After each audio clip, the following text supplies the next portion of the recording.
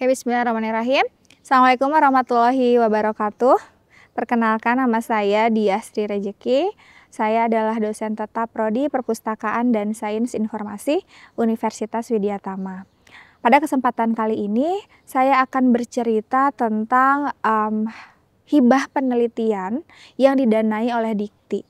Gitu. Jadi sebenarnya dari tahun 2021 hingga tahun 2025, alhamdulillah saya selalu mendapatkan hibah-hibah tiap tahunnya. Namun untuk tahun ini yang didanai ini dua. Yang pertama adalah tentang infopreneurship berbasis pariwisata sebagai upaya mewujudkan kemandirian ekonomi pada taman bacaan masyarakat. Perlu teman-teman ketahui bahwa yang namanya taman bacaan masyarakat ini mereka swakelola sendiri, swasembada sendiri. Artinya mereka bergantung pada donasi, sumbangan ataupun uang si pengelola itu sendiri. Sedangkan jika misalnya ditarik mundur untuk biaya operasional itu pasti lebih mahal. Nah, saya inginnya setiap taman bacaan di masyarakat ini yang ada di Indonesia, sekitar ada 8.000, itu bisa mandiri secara ekonomi dan nantinya tidak akan bergantung lagi terhadap donasi. Maka dibutuhkan penelitian bisnis informasi, infopreneurship namanya. Nah, saya sudah melakukan penelitian ini selama 3 bulan. Salah satu contoh yang dibisniskan atau yang dimonetisasi adalah pertunjukan mendongeng budak Sunda, gitu, budak Manglayang. Judulnya seperti itu. Nah, aktivitas tersebut kita monetisasi dan ternyata mendapatkan antusias dari masyarakat itu banyak. Mereka bersedia membayar ternyata untuk aktivitas literasi tersebut. Jadi yang ingin saya sampaikan adalah ternyata jika masyarakat diedukasi, diberi pemahaman tentang bisnis itu sendiri, ternyata mereka mampu kok. Jadi harapannya tiap tahunnya nanti taman bacaan masyarakat itu tidak akan minta sumbangan ke masyarakat ataupun ke pemerintah lagi, tapi mereka sudah bisa berdiri sendiri, seperti itu. Nah, jika kita berbicara mengenai kampus berdampak, untuk penelitian ini dampaknya itu sangat banyak ya. Yang pertama untuk perguruan tinggi itu sendiri, itu akan meningkatkan atau menambah value dari akreditasi. Gitu ya. Yang kedua adalah untuk program studi itu sendiri itu sesuai dengan roadmap penelitiannya program studi, yaitu tentang infopreneur. Lalu yang ketiga dampaknya untuk masyarakat apa? Jelas sangat terasa masyarakat bisa mandiri secara ekonomi. Lalu selanjutnya adalah berdampak kepada mahasiswa. Mahasiswa bisa terjun langsung, memiliki pengalaman bagaimana rasanya mengikuti penelitian oleh dosen. Seperti itu. Dan yang terakhir adalah dampaknya untuk Indonesia. Untuk Indonesia ini apa? Penelitian ini sejalan dengan riset Induk Nasional Indonesia tentang pariwisata ekonomi kreatif. Jadi memang alhamdulillahnya penelitian ini menjadi satu kesatuan gitu ya antara Widyatama, lalu penelitian Induk Indonesia dan dampaknya bagi masyarakat. Seperti itu. Itu penelitian yang pertama. Kita lanjut penelitian yang kedua. Penelitian yang kedua ini berjudul Rancang Bangun Big Data Pertanian gitu ya, untuk untuk meregenerasi petani muda melalui perpustakaan alam. Gini, latar belakangnya adalah gini.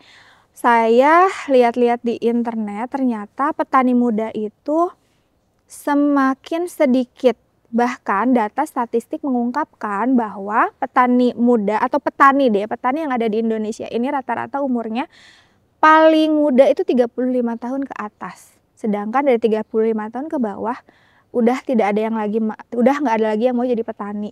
Gitu. Artinya apa? Jika ini dibiarkan gitu ya lama-lama, takutnya petani-petani atau pekerjaan petani ini semakin tidak ada. Sementara Indonesia ini menjunjung tinggi yang namanya ketahanan pangan. Seperti itu. Sehingga saya membuat penelitian tentang gimana ya biar para petani muda atau calon petani muda ini tertarik gitu ya untuk bertani. Maka dibikinlah rancang bangun Big Data. Big Data itu apa? Jadi Big Data itu adalah data-data yang terhimpun dalam satu integrasi. Supaya apa? Untuk memudahkan para petani muda ini mencari informasi. Saya contohkan seperti ini.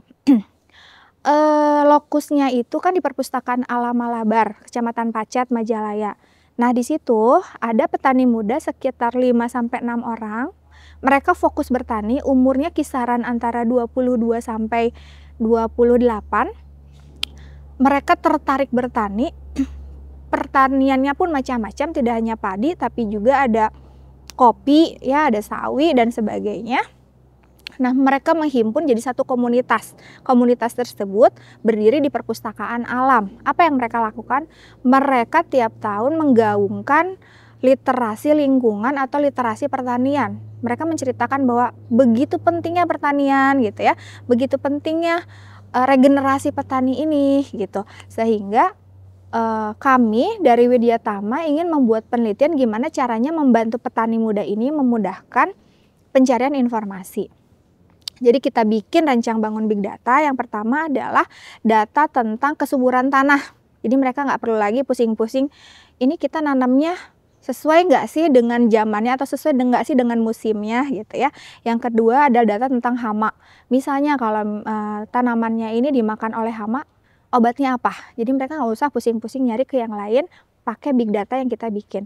Yang ketiga ada data dari Kadin, yaitu informasi harga pasar. Misalnya jika menjual sawi di bulan ini gitu, itu harganya berapa? Lebih mahal tengkulak yang mana? Jadi kita punya data-data mengenai tengkulak-tengkulak yang ada di wilayah Majalaya tersebut.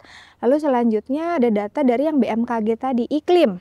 Kayak misalnya di bulan depan ini prediksinya akan hujan atau tidak, atau akan ada hujan badai atau kemarau atau seperti apa gitu. Sehingga jika kita sudah menyediakan data-data yang tadi, harapannya adalah dapat memudahkan para petani muda untuk mendapatkan informasi sehingga mereka lebih semangat lagi dalam bertani dan menceritakannya ke usia-usia yang di bawahnya, bahwa menjadi petani itu menyenangkan, bertani itu seru dan sebagainya. Itu sih harapannya.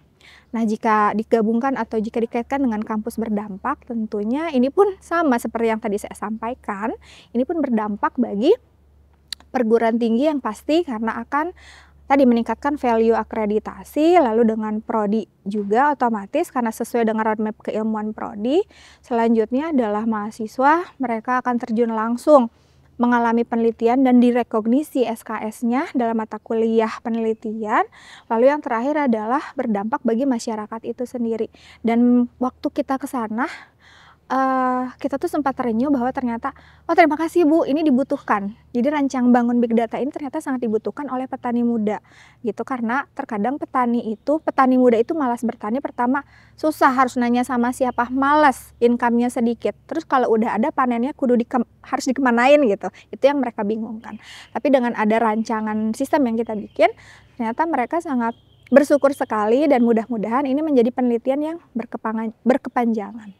Mungkin itu saja cerita penelitian dari saya, terutama di Astri Rejeki.